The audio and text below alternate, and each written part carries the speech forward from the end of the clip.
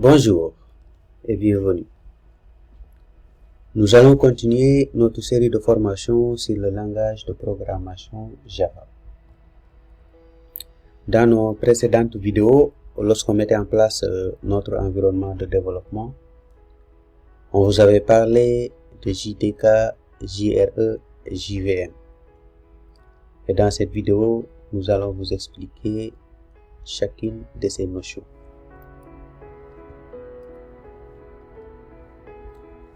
Pour le JDK, ça signifie Java Development Kit.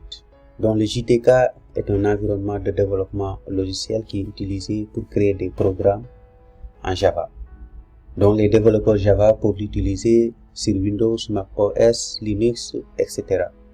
Donc le JDK les aide à coder et à exécuter des programmes Java. Donc il est possible de d'installer plus d'une version du JDK sur un même ordinateur.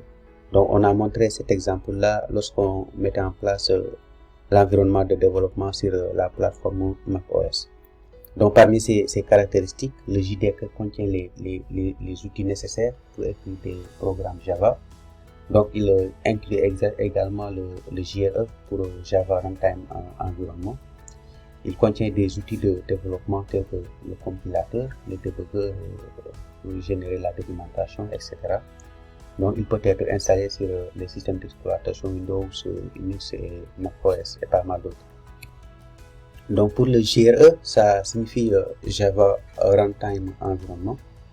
Donc le JRE est un élément d'un logiciel qui est conçu pour exécuter d'autres logiciels. Donc il contient les bibliothèques de classes, donc les classes de chargement et la JVM. Donc JVM pour Java Virtual Machine.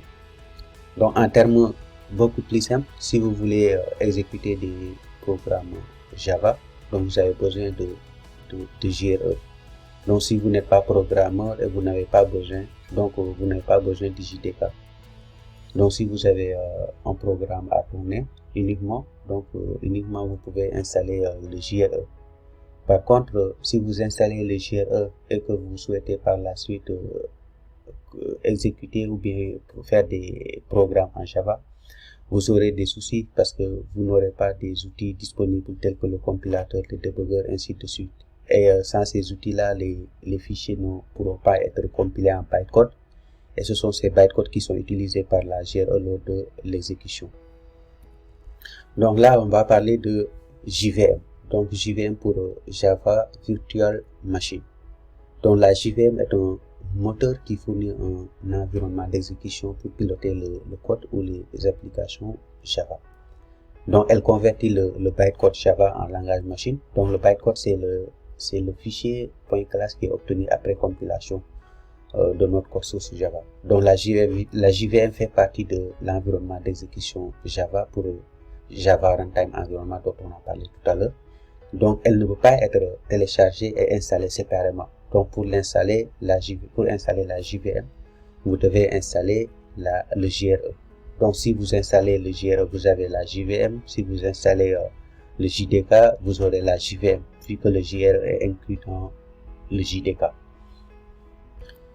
Donc on va parler aussi du compilateur just-in-time. Donc des études ont montré que lorsqu'un programme s'exécute, l'ensemble des parties de ce dernier ne sont pas sollicitées de la même façon. Donc des fois, pour améliorer les performances, par exemple, c'est une fonctionnalité de la JVM. Donc le just-in-time permet de compiler certaines parties du programme en code natif. Donc ce qui va permettre d'améliorer les performances du programme. Donc si par exemple vous voyez ce schéma là, ça vous montre exactement les différents composants. Par exemple ici vous avez le JDK, donc tout ce qui est à l'intérieur est inclus dans le JDK. Donc à l'intérieur du JDK on a le JRE et des outils de développement. Par exemple on a Java C pour compiler Java, Java Dev, etc. Et à l'intérieur ici on a le JRE. Donc le JRE à l'intérieur il n'y a pas ces trucs-là, cause pour laquelle avec le JRE vous ne pouvez pas développer vos programmes en Java. Donc à l'intérieur du JRE on a la JVM et on a les librairies, donc les librairies qui permettent d'exécuter nos programmes. Et à l'intérieur de la JVM, on a le just-in-time qui est inclus dans la JVM. Donc, on a aussi ce schéma-là qui vous explique le process d'exécution d'un programme Java. Donc, si on a ici, par exemple, notre code source Java, il nous faut le compilateur pour traduire ce code source-là en bytecode. Donc, pour le compiler. Donc, après compilation, il y a un fichier .class qui est généré. C'est ce fichier .class-là qui est appelé bytecode. Et dès qu'on a ce bytecode-là, on pourra l'exécuter dans tous les systèmes qui sont dotés d'une JVM. Par exemple, si on a un fichier bytecode qui est ici, on peut prendre le même fichier pour l'exécuter dans un système Windows qui est doté d'une JVM, ou bien dans un système Unix qui a une JVM installée, ou bien dans un système Mac OS qui a une JVM installée, sans autant qu'on ait besoin de compiler à nouveau ce fichier. Donc la compilation se fait une seule fois. C'est ce qui explique le concept de WORA.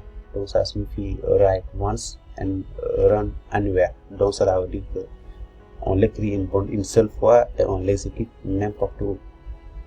Donc en résumé, c'était tout ce qu'on voulait vous parler d'aujourd'hui. Donc on se donne rendez-vous la prochaine fois pour une autre vidéo. Merci beaucoup.